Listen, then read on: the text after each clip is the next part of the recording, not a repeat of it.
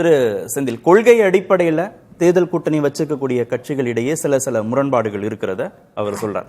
மும்மொழி கொள்கையில, நீட்டில், இந்தி பிரச்சனையில, மாநில சுயாட்சி போன்ற விவகாரங்கள்ல அதிமுகவுக்கும் பாஜகவுக்கும் இடையே சிக்கல் இருக்கு. அதோட தொடரலாம்.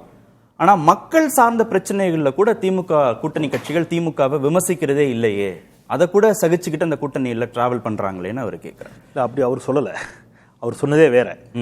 விமர்சித்து விட்டு ஏன் கூட்டணியில் தொடர்கிறார்கள் கேட்டார். விமர்சிக்கலேன்னு சொல்லல, விமர்சிக்கிறார்கள், விமர்சித்து விட்டே கூட்டணியில் தொடர்கிறார்கள் அப்படிங்கறத அவருடைய கேள்வியா இருந்துச்சு. ரெண்டு கேள்விதான். திமுக கூட்டணி, திமுக தலைவர் மரியாதைக்குரிய நம்முடைய முதலமைச்சர் அவர்களாக இருக்கட்டும், அல்லது விசிக தலைவர் அவர்களாக இருக்கட்டும், இடதுசாரி தலைவர்களாக இருக்கட்டும், எல்லாரும் ஒரு வார்த்தையை திருப்பி சொல்றாங்க, இது கொள்கை கூட்டணி அப்படிங்கிறத திருப்பி ஸ்ட்ராங்கா சொல்றாங்க. இது கொள்கை கூட்டணி. அதனால இங்க சில சிக்கல்கள் இருக்குது, இருக்கிறது. அந்த சிக்கல்களை தாண்டி எங்களுக்கு ஒரு சமூக நீதி கூட்டணியாக இதை கட்டமைத்திருக்கிறோம் என்று சொல்கிறார்கள். ஆனால் மரியாதைக்குரிய நம்முடைய எதிர்க்கட்சி தலைவர் மாண்புமிகு எடப்பாடி பழனிசாமி அவர்கள் எந்த இடத்திலும் கொள்கை கூட்டணியாக அஇஅதிமுக பாஜக சொல்லவே இல்லை. அவர் தெளிவாகவே சொல்கிறார், இது தேர்தலுக்கான கூட்டணி, தேர்தல் உடன்பாடு தான் என்பதில் அவர்கள் தெளிவாக இருக்கிறார்கள். ஏன்னா அவர் சொல்லவும் முடியாது. அதனால அங்கேயே அது முரண்படுகிறது.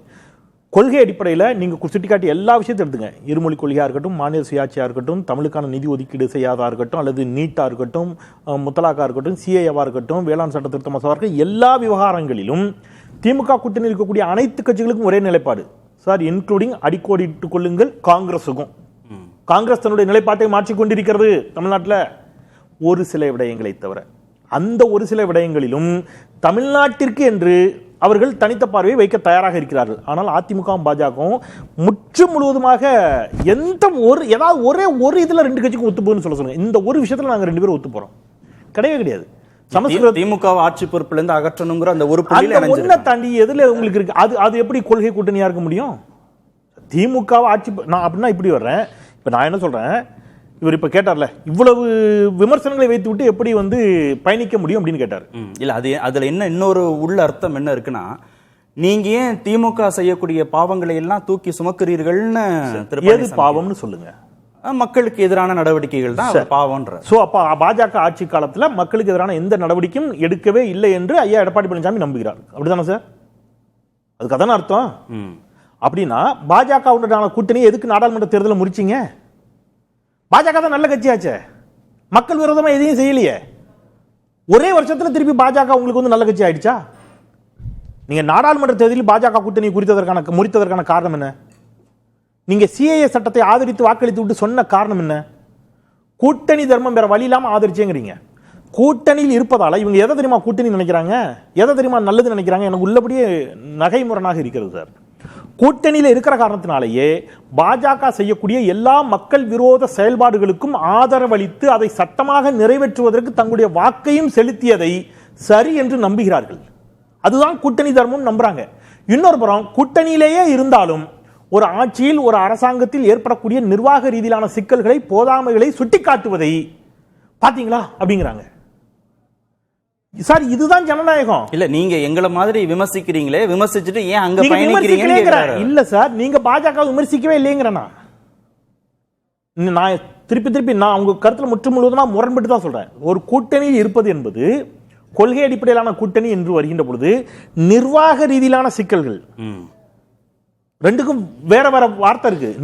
கொள்கை வேற, நிர்வாக ரீதியிலான சிக்கல்களை சுட்டி காட்டுகிறார்கள். அதில் பலவற்றை இந்த அரசு ஏற்றுக்கொண்டு பலவற்றில் கூட்டணி கட்சியுடைய கருத்திற்கும் அவர்கள் நேற்று முதலமைச்சர் வெளிப்படையா சொல்லிட்டாரு சார். ஆமா, அவர் சொல்றாரு. எப்ப அண்ணா ஜீவா காலத்திலிருந்து போறாரு அவர். திராவிட முகாமாக இது இருக்க வேண்டும் என்று அண்ணாவும் பேரறிஞர் அண்ணாவும் ஜீவாவும் பேசினார்கள். கலைஞர் அதை பரவலா சொல்லியிருக்கிறாரு. நான் அண்ணாவை பார்க்காமல் போயிருந்தால் நான் கம்யூனிஸ்டா மாறிப்பேன்னு சொல்றாரு. எங்களில் பாதி நீங்க கருப்பு சிவப்பு பாதி சிகப்பு.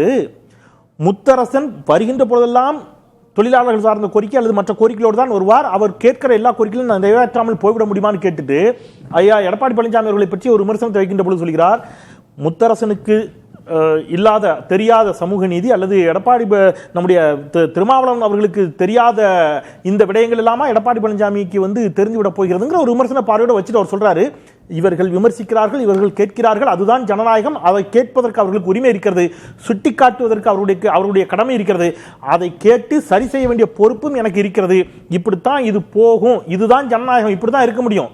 அப்படி இல்லாம கூட்டணி சேர்ந்துட்டோங்கிற காரணத்துக்காகவே எல்லா மக்கள் விரோத சட்டங்களையும் ஆதரித்து, நான் இப்போ இன்னொன்று சொல்றேன், இவங்க கூட்டணிக்குள்ள முரண்னாங்கல்ல, இவங்க கட்சிக்குள்ளேயே முரண் இருந்துச்சு.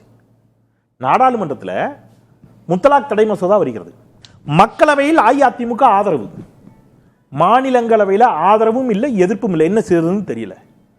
நீங்க ஒரு கூட்டணிக்குள்ள இருக்கக்கூடிய மாறுபட்ட கருத்துக்களை பேசுறீங்க, உங்க கட்சிக்குள்ளேயே ஒருமித்த கருத்து இல்லையே.